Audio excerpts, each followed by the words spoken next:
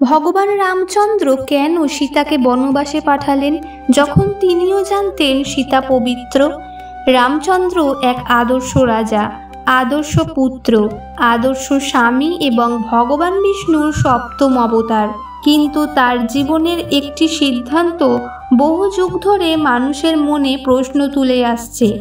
তিনি কেন নিজের স্ত্রী সীতাকে বনবাসে পাঠালেন যখন তিনি নিজেই জানতেন যে সীতা নির্দোষ, পবিত্র এবং সতীত্বের প্রতীক?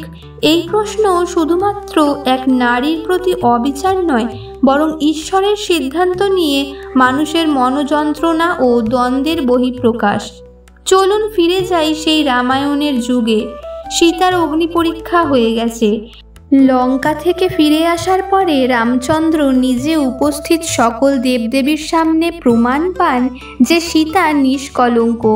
অগ্নিদেব সীতামাতার সতীত্বকে স্বীকৃতি দিয়েছেন। ভগবান রাম তাকে গ্রহণও করেন, সম্মানের সঙ্গেই রাজ্যে নিয়ে আসেন। কিন্তু সমস্যা তখনই শুরু হয় যখন প্রজারা কানাঘুষো করতে শুরু করে। রাজার স্ত্রী হলেও তো তিনি রাক্ষসের হাতে বন্দী ছিলেন। এমন স্ত্রীকে কি গ্রহণ করা ঠিক হয়েছে? এমন কথা ছড়িয়ে পড়ে রামের প্রজাদের মধ্যে। রাম ছিলেন এক রাজা, যিনি শুধু পরিবারের নয়, গোটা রাজ্যের প্রতি দায়বদ্ধ। তিনি বিশ্বাস করতেন একজন রাজা হিসেবে তার ব্যক্তিগত আবেগ কখনোই প্রজার ন্যায়বোধের চেয়ে বড় হতে পারে না। এই অবস্থাতেই শুরু হয় এক গভীর দ্বন্দ্ব।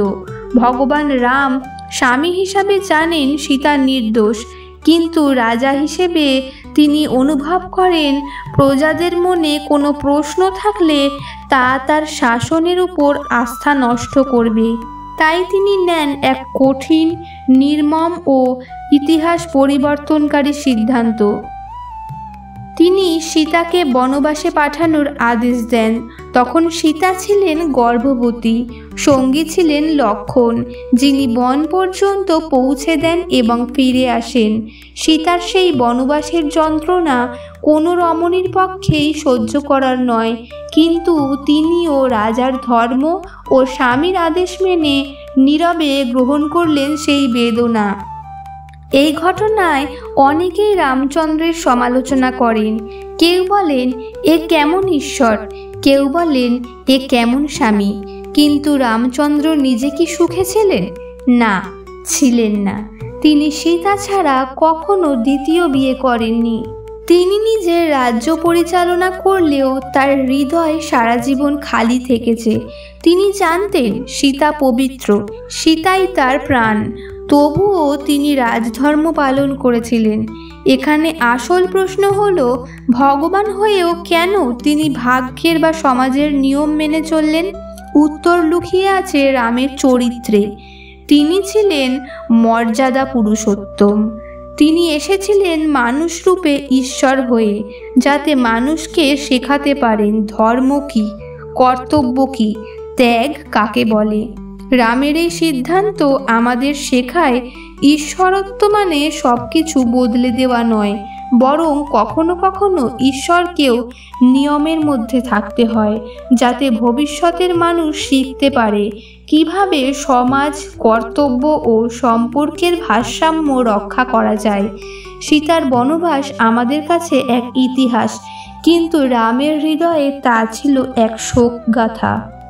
একজন রাজার জন্য সমাজের দায়িত্ব ছিল তার কাছে এতটাই বড় যে তিনি নিজের সুখ বিসর্জন দিয়েছিলেন, আর একজন স্ত্রীর জন্য স্বামীর আদেশই ছিল ধর্ম। তাই তিনিও কোনো অভিযোগ না করেই সেই আদেশ মেনে নিয়েছিলেন। এই কাহিনী শুধুই একটি আদর্শ যুগের গল্প নয়, এটি এক জটিল সত্যের মুখোমুখি হওয়া, যেখানে ভালোবাসা, কর্তব্য, সমাজ ও ঈশ্বরের ইচ্ছা পরস্পরের সঙ্গে সংঘর্ষে জড়িয়ে পড়ে। আজও আমরা যখন কোনো কঠিন সিদ্ধান্তের মুখোমুখি হই, তখন রাম ও সীতার এই অধ্যায় আমাদের শেখায় কিভাবে নিজের আবেগকে নিয়ন্ত্রণ করে বড় মঙ্গল ও কর্তব্যকে অগ্রাধিকার দিতে হয়। এমনই এক ত্যাগময় প্রেম, এমনই এক ব্যথায় পূর্ণ অধ্যায়, যা চিরকাল মানুষের হৃদয়ে থেকে যাবে।